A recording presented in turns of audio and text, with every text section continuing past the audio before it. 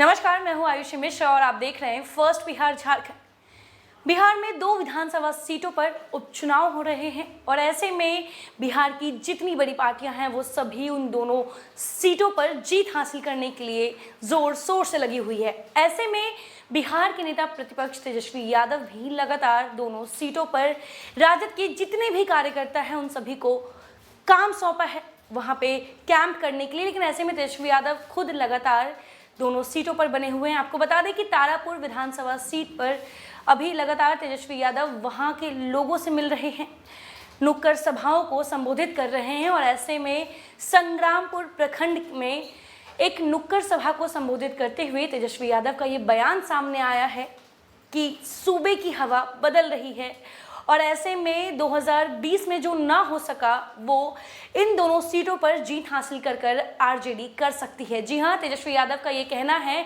कि 2020 में महज कुछ सीटों से वो रह गए और इसकी वजह से सरकार नहीं बन पाई, लेकिन ऐसे में अगर इन दोनों सीटों पर राजद जीत हासिल करती है तो ऐसे में बिहार में एक बदलाव देखने को मिल सकता है, सरकार बदल सकती है, ऐसा तेजस्वी यादव कह रहे हैं। आपको बता दें कि वो लगातार वहाँ चाहे वो हर प्रखंड में जाकर लोगों से मिल रहे हैं और ऐसे में उनका कहना है कि जिस तरीके से पूरे बिहार में स्वास्थ्य की बदहाली है, शिक्षा में जिस तरीके से लापरवाही बरती जाती है, इन सभी चीज़ों को लेकर अब बिहार की जो जनता है वो बदलाव चाहती है। भले पिछले साल कुछ ही वोटों से, कुछ ही सीटों से जीते रह गए, लेकिन उनका कहना है कि अगर इन दोनों सीटों पर वो जीत हासिल करते हैं तो बिहार में सरकार बदल सकती है। नेता प्रतिपक्ष मुंगेर के 3 दिवसीय दौरे के आखिरी दिन संग्रामपुर प्रखंड में नुक्कड़ सभा को संबोधित कर रहे थे। नेता प्रतिपक्ष ने तारापुर से राजद प्रत्याशी अरुण कुमार साह को वोट देने की अपील की। उन्होंने संग्रामपुर की जनता से राजद प्रत्याशी को विधानसभा भेजने की बात कही। तेजस्वी ने कहा कि पिछले चुनाव में महज 12,000 वोट मिलते तो आज सूबे में राजद की सरकार होती। तेजस्वी ने सृजन घोटाले पर भी सरकार को घेरा। जिले से लेकर प्रखंड में भ्रष्टाचार चरम सीमा पर है। उन्होंने कहा कि राज्य में शिक्षा व स्वास्थ्य व्यवस्था पूरी तरह से चौपट है।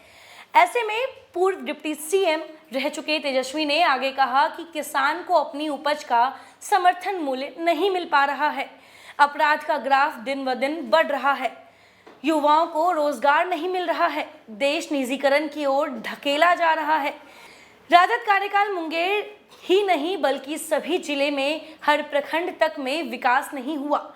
नेता प्रतिपक्ष ने संग्रामपुर, कुमरसार, जमुआ, बढ़ौनिया सहित प्रखंड के गांवों में नुक्कड़ सभाओं को संबोधित किया। इस अवसर पर पूर्व केंद्रीय मंत्री जयप्रकाश नारायण यादव, प्रत्याशी अरुण कुमार साह, प्रदेश महासचिव डॉक्टर चक्रपाणी हिमांशु, प्रदेश सचिव डॉक्टर तिरुपतिनाथ यादव, युवा राजद के प्रदेश प्रवक्ता अरुण यादव, सुनील कुमार सिंह, अशोक यादव सहित राष्ट्रीय जनता दल के कई पदाधिकारी वहां कार्यकर्ता मौजूद रहे।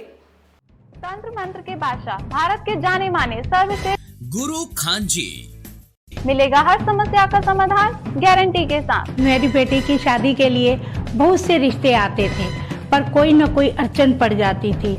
इसी वजह से मेरा पूरा परिवार बहुत परेशान था। बाबा जी की दुआओं से आज मेरी बेटी एक बड़े घर की बहू बनी। भटको चाहे जहां, काम होगा सिर्फ यहाँ। गृह कलेश, कर्ज मुक्ति, प्रेम विवाह, जादू टोना, पति पत्नी में अनबन, सौतन या दुश्मन से छुटकारा, विदेश यात्रा में रुकावट, फिल्मों में प्रवेश और कोर्ट कचहरी जैसी समस्याओं का समाधान। सभी समस्याओं का समाधान गुरु खान जी। अभी कॉल करें 9821707996।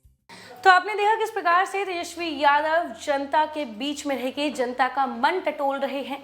कल उनका एक वीडियो सामने आया जहां खुद तेजस्वी यादव मछली पकड़ रहे थे गांव के बच्चों के साथ। वहीं आपको बता दें लगातार तेजस्वी यादव गांव के लोगों के बीच में, जनता के बीच में जा रहे हैं और चुनावी माहौल देख रहे हैं कि आखिर जनता क्या चाहती है और क्या जनता की ज़रूरत है जिसको खुद वो पूरा कर सके। ऐसे में बिहार के 2 सीटों पर उपचुनाव हो रहे हैं। ऐसे में तेजस्वी यादव ये मौका अपने हाथ से नहीं जाने देना चाहते हैं, जिसको लेकर लगातार वो इन दोनों सीटों पर बने हुए हैं। आपको बता दें तारापुर विधानसभा सीट पर त्रिदिवसीय उनका दौरा था। ऐसे में आज आखिरी दिन था। संग्रामपुर प्रखंड में वो जनता को संबोधन दे रहे थे और ऐसे में उन्होंने ये बात कही कि अब सूबे की जनता बदलाव चाहती है और ऐसे में उस बदलाव के लिए तेजस्वी यादव तैयार हैं, जनता के साथ हैं। अब देखना ये होगा कि आखिर इस चुनाव के बाद क्या कुछ बदलता है, क्या सच में सरकार बदलती है या वही रह जाती है। फिलहाल बने रहे फर्स्ट बिहार झारखंड के साथ। धन्यवाद।